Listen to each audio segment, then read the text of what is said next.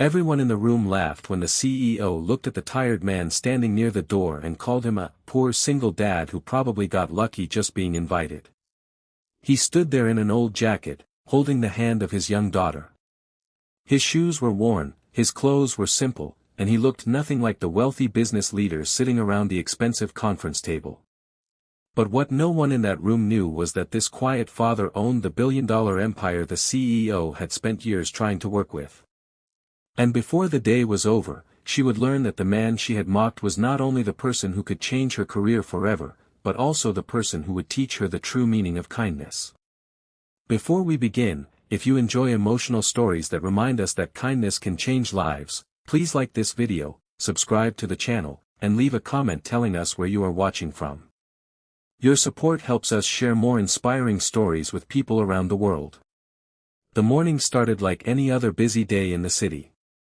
Daniel Carter arrived at the headquarters of a major technology company called Brightcore Solutions. Daniel was 38 years old and a single father to his 8-year-old daughter, Lily. For the past few years, Daniel had lived a quiet life. He rarely attended public events. He avoided interviews. He never showed off his wealth. Most people who met him had no idea who he really was. Daniel was the founder and owner of Carter Global, a private business empire worth more than $1 billion. But Daniel had never cared much about expensive clothes or fancy cars. After losing his wife in an illness several years earlier, his priorities had completely changed. His daughter was everything to him. Daniel wanted Lily to grow up believing that a person's value came from their heart, not their bank account. That morning, Daniel had come to Brightcore because he had an important business meeting. Carter Global was considering a major partnership with Brightcore. The deal could be worth hundreds of millions of dollars. But Daniel had decided to attend the first meeting quietly. He wanted to see how the company treated ordinary people. He believed that a company's true character could be seen in the way it treated people who had nothing to offer in return. Daniel wore a simple gray jacket. Lily was wearing her school uniform because Daniel had to drop her off at school after the meeting. As they entered the building, Lily suddenly stopped. "Daddy," she whispered. Daniel looked down. "What happened?" Lily pointed toward the reception area. An elderly janitor was struggling to carry a heavy box of cleaning supplies. The box slipped from his hands. Several bottles fell across the floor. The old man quickly bent down to pick them up. Daniel immediately walked over. "Let me help you," he said. The janitor looked surprised. "Oh, no, sir. I can handle it." Daniel smiled. "I know you can. But you shouldn't have to do everything alone." Daniel and Lily helped collect the bottles. Lily picked up a small bottle and handed it to the man. "Here you go." The janitor smiled warmly. "Thank you, young lady."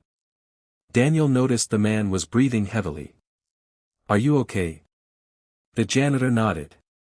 "I'm fine. Just getting old, that's all." Daniel looked at the heavy box. "Why are you carrying this by yourself?" The janitor looked embarrassed. "We are short-staffed today." Daniel frowned.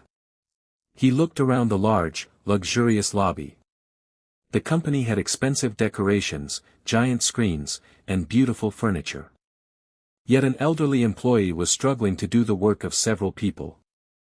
Daniel quietly made a note in his mind. Then he helped the janitor move the box to the storage room. As they walked away, Lily looked up at her father. "You always help people." Daniel smiled. "Because one day, we might need someone to help us too." Just then, a woman in an expensive black suit walked through the lobby. Her name was Victoria Hayes. She was the CEO of Brightcore Solutions.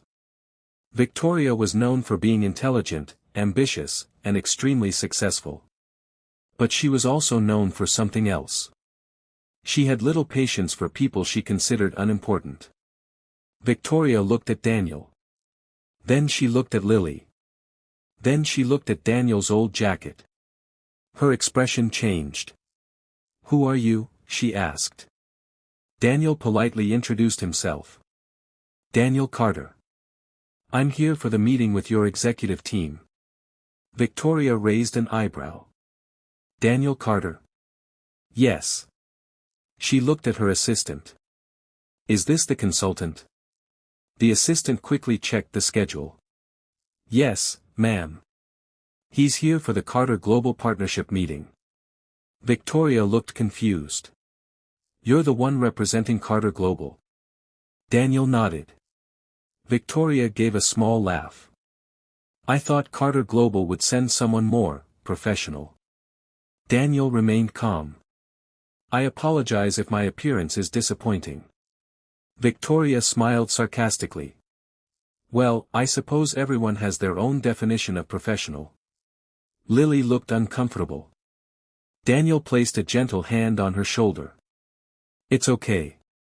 Victoria glanced at Lily. And you brought your daughter to a billion-dollar business meeting? Daniel nodded. I couldn't find anyone to watch her this morning. Victoria shook her head. This is a serious company, Mr. Carter. We don't usually conduct business with people who can't even arrange basic childcare. Daniel's eyes became serious. But he said nothing. He had learned that sometimes silence was more powerful than anger. The meeting began 20 minutes later. Daniel sat quietly at the conference table. Victoria presented Brightcore's plans. She talked about expansion, new technology, and international growth. The numbers looked impressive. But Daniel noticed something. The company's profits were rising, yet employee satisfaction was falling. Daniel had already heard complaints from several workers. Employees were working long hours. Some were afraid to speak. Others were leaving because they felt invisible. Daniel asked Victoria about it. Your company is growing quickly, he said. But what are you doing to support the people who make that growth possible? Victoria looked annoyed. We are here to discuss business, Mr. Carter. People are part of business. Victoria leaned back. You know, I find it interesting that you're giving advice about managing a company this size. Daniel looked at her calmly. Why? Victoria smiled. Because you don't exactly look like someone who has managed a billion-dollar empire. The room became silent. Daniel's assistant looked uncomfortable. Lily lowered her head. Victoria continued. No offense, but perhaps you should leave the business decisions to people who understand them. Daniel took a slow breath. Then he closed the folder in front of him. I understand. Victoria smiled. Good. Daniel stood. I think we've learned everything we need to know today. Victoria looked confused. What does that mean? Daniel turned toward the door. It means we won't be moving forward with the partnership. Victoria suddenly became serious. Wait. What? Daniel looked at her. You were right about one thing. We shouldn't do business together. Victoria's face changed. You can't just walk away from a deal worth hundreds of millions of dollars. Daniel smiled politely. I can. He turned to leave. Victoria stood up. Who exactly do you think you are? Daniel stopped. For the first time, he looked directly into her eyes. My name is Daniel Carter. Victoria laughed. I know your name. Daniel calmly replied. No. I don't think you do.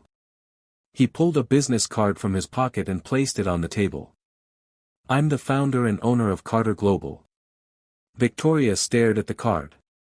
The room became completely silent. One of the executives suddenly stood up. Carter Global. Daniel nodded. Victoria's face went pale. She quickly picked up her phone. She searched his name. Within seconds, the truth appeared on the screen. Daniel Carter. Founder of Carter Global. Billion-dollar entrepreneur. One of the most private business owners in the country. Victoria slowly looked up. The man she had called unprofessional. The father she had mocked. The man she believed was a poor stranger who had somehow been invited into her office. He was the very person she had spent 3 years trying to impress. Victoria couldn't speak. Daniel picked up Lily's hand. "Come on, sweetheart." They started walking away. But then Lily stopped. She looked back at Victoria. Daniel asked, "What is it?" Lily hesitated. Then she walked toward Victoria. Everyone watched. Lily reached into her school bag and pulled out a small paper flower. She handed it to Victoria. Victoria stared at it. "What's this?" "I made it for someone who looks sad," Lily said. Victoria looked at the little paper flower. Her eyes filled with tears. For the first time that day, no one was laughing. Daniel gently placed his hand on Lily's shoulder. "Let's go." But Victoria suddenly spoke. "Mr. Carter." Daniel stopped. Victoria's voice was different now. There was no arrogance in it. Only regret. "I'm sorry." Daniel turned around. Victoria swallowed hard. "I judged you because of your clothes. I judged your daughter because she was with you. I thought I was better than you." Daniel said nothing. Victoria continued. "I was wrong." Daniel looked at her. "You were."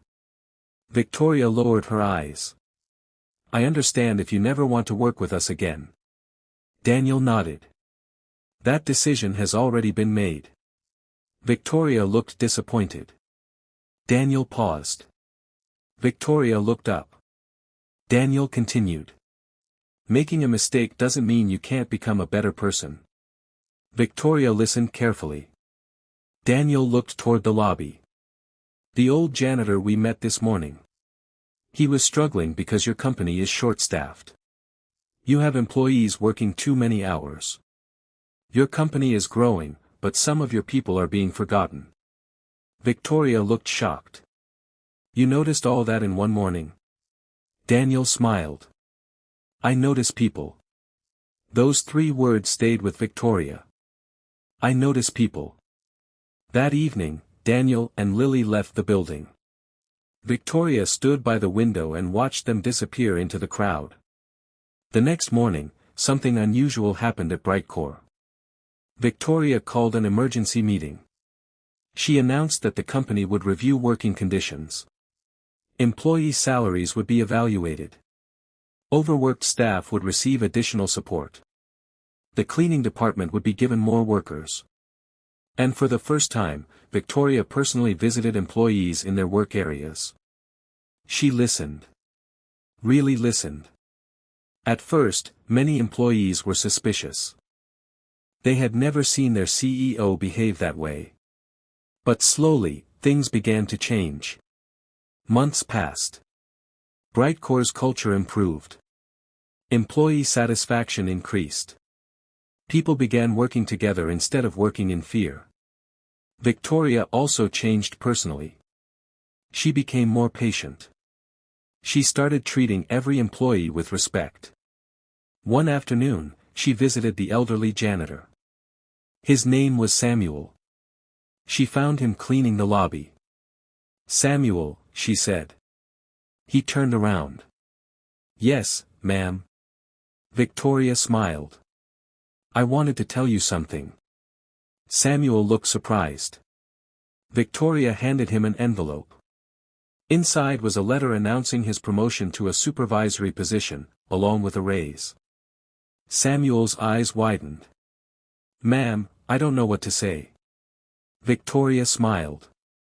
"Say thank you to the person who reminded me to see people." Samuel looked confused. "Who?" Victoria thought about Daniel. "Someone who helped you carry a box." Years later, Daniel and Victoria crossed paths again.